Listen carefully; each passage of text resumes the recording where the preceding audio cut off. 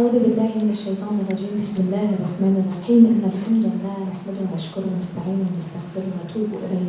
نشهد أن لا إله إلا الله وحده لا شريك له ونشهد أن محمدا عبده ورسوله. رب اشرح لي صدري ويسر لي أمري واحلل عقدة من لساني يفقهوا قولي. السلام عليكم. So I can't say that it's always a pleasure coming to Queens because it's quite a trek from South Jersey.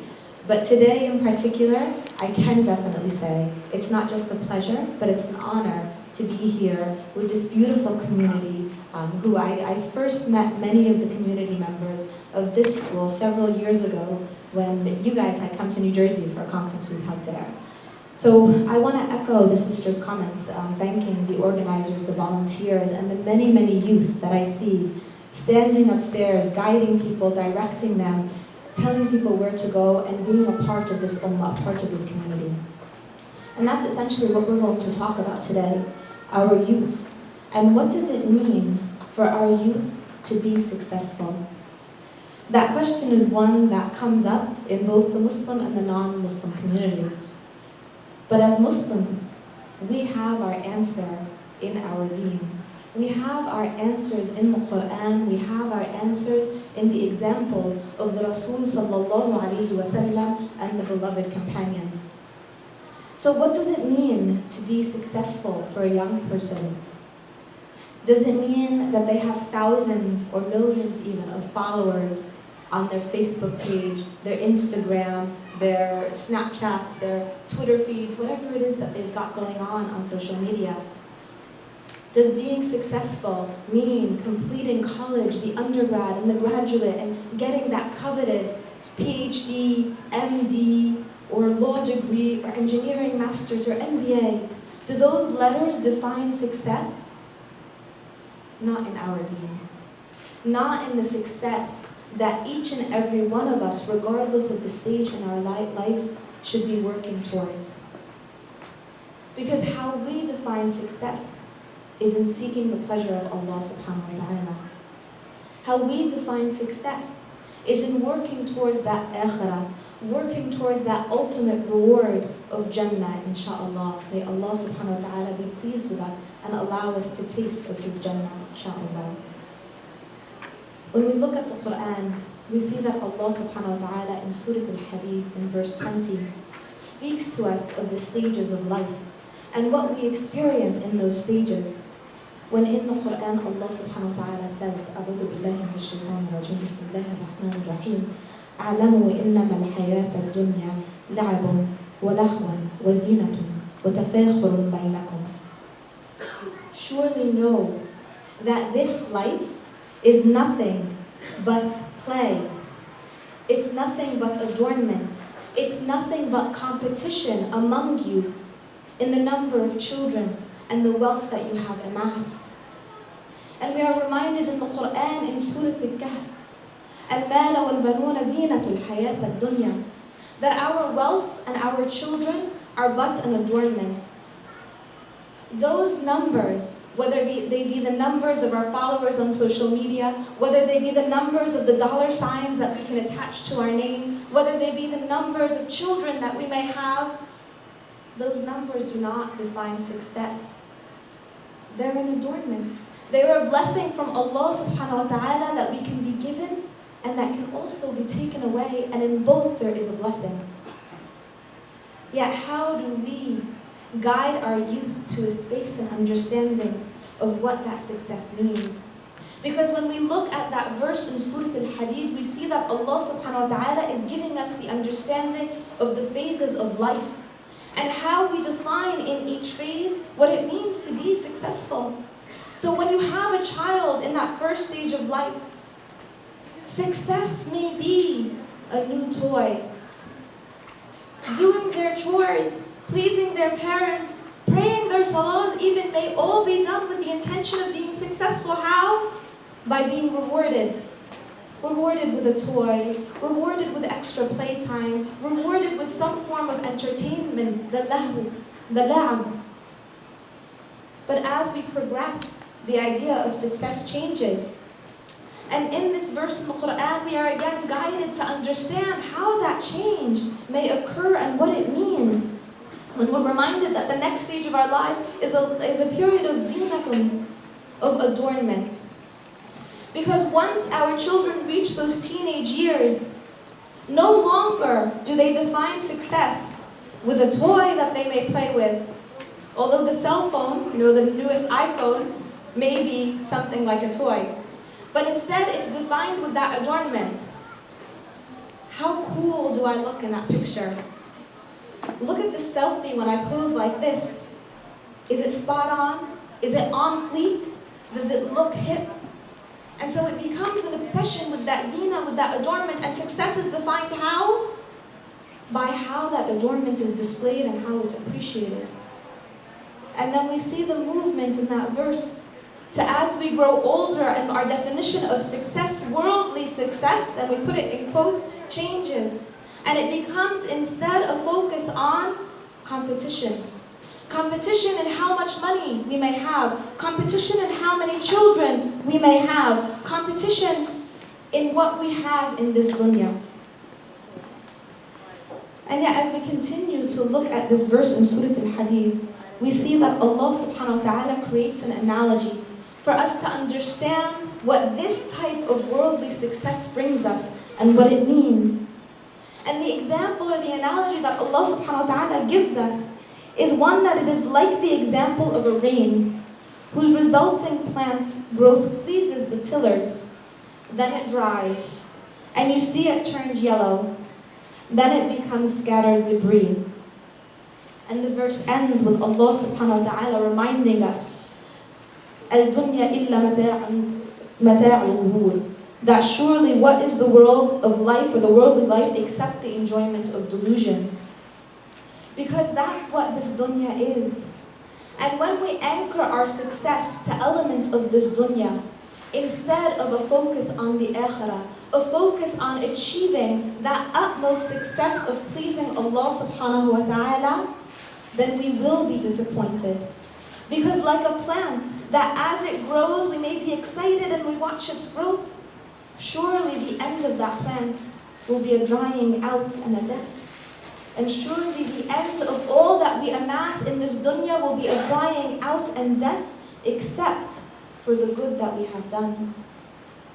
And so we begin to understand the story of success in this dunya as not something that is individually linked, as society may have us believe. From a young age, our children are encouraged to compete and be number one in the spelling bee, to compete and be number one, the valedictorian in their class, to compete and be number one in this and that and that. And we begin to live this individualistic drive to become number one because we begin to equate that with success. Yet in the beautiful verses that the brother recited earlier, the ayahs of Surah Al-Fatiha, which we repeat so many times during the day, we see the dua, the ask that we ask Allah subhanahu wa ta'ala consistently in our salah is one that is collective. Ihdina as-sirat al-mustaqim. Give us the straight path. Not give me the straight path. Allow me to succeed. Allow me to gain your favor. Instead, it is Ihdina as-sirat al-mustaqim. Allow us collectively as an ummah to get closer and closer to you, O Allah. Allow us collectively as an ummah to understand what true success means and to strive towards achieving that success, which is the love of our Creator. When we look to the examples of the Rasul sallallahu alayhi wa sallam and the youth that surrounded him, the companions, we see the examples of youth who were successful. We look at Ali ibn Abi Talib, and we see a young man who embraced Islam, who embraced that love of Allah. So that when there came a time where he could place himself in harm's way, where he could lie in wait of Quraysh, knowing that the Rasul sallallahu alayhi wa sallam and Abu Bakr radiallahu anhu would be safe in their migration, he took that challenge, he took that opportunity, knowing that he may be harmed, knowing that he may be put in a difficult situation. And yet he took that step because loving Allah subhanahu wa ta'ala and loving the messenger of Allah is success. We look at Fatima radiallahu anha, the daughter of the Rasul sallallahu alayhi wa sallam, and we see what it means to be a successful woman. Not a woman who is trying to emulate a man. Not a woman who rebels against what Allah subhanahu wa ta'ala has blessed women with in terms of childbirth, in terms of caring, in terms of nurturing.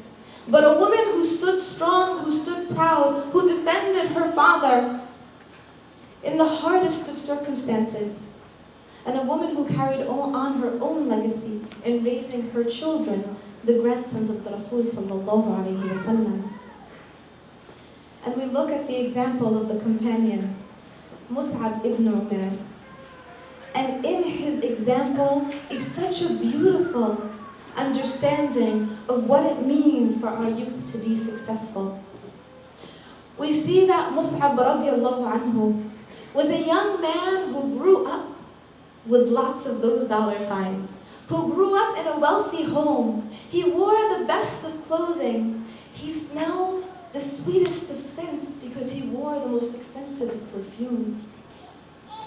He was the type of youth that imagine today, if a young man walked through the halls wearing like brand new Yeezys that cost like $600 and you're going to be like, whoa, like those are nice Yeezys, right?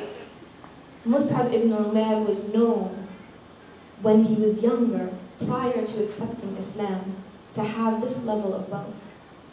And when he heard the words of the Quran, when he embraced Islam, his own mother chained him to the home, tortured him, withheld from him all that would have been defined by society as making someone successful.